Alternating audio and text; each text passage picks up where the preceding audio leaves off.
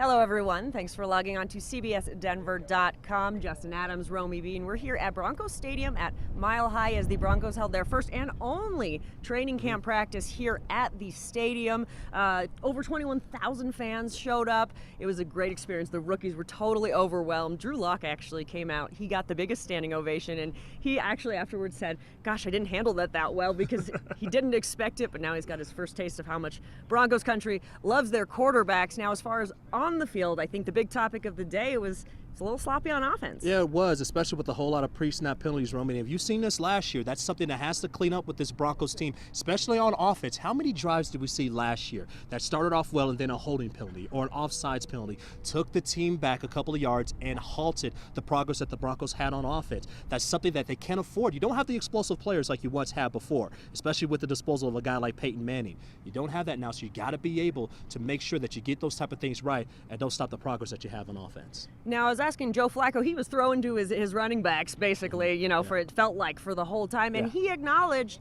that, the offense is a little bit behind. He said you got to be patient with this offense, especially when you're playing against a defense like this, acknowledging that the defense is a couple steps ahead. And so right now, you just got to go to that first read if that's what's working, because it is a work in progress, and they're not quite there yet. Well, football fans have to understand this. The defense will always be in front of the offense, mainly because, we have something called installs. That means more players are being added into the playbook. So all the installs aren't in yet on offense. So the defense, they pretty much have everything taken care of. It's simpler and it's easy for defense. Look, just go after the ball, get to the quarterback. That's what the defense has to worry about. On offense, you're looking at coverages. You're wondering, what type of assignments do I have? Those are the important things that they have to worry about on offense. So it's going to take a little bit of time to gel, but it shows the reason why these extra 2 weeks of training camp is going to be so important for this offense just to get back on track. Something the offense is also dealing with is a lot of injuries. Deshaun Hamilton was out again today. Jake Butt out for his sixth practice. Yeah. Philip Lindsay had a little issue with a chiropractor, so he was out as well.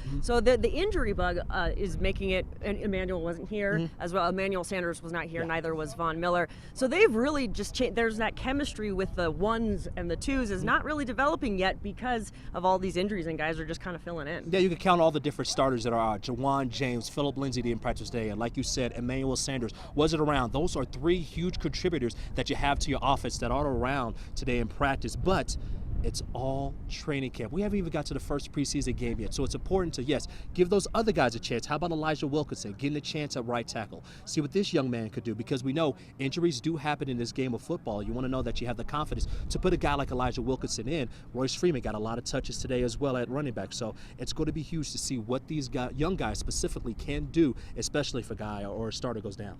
And now for the Broncos, they have a day off coming up tomorrow. I'm sure they're very excited for it as they're in the dog days of camp. Then they're back at it Monday and Tuesday. And then, of course, after that, we will be live from Canton covering Hall of Fame coverage. So keep it here on CBS4.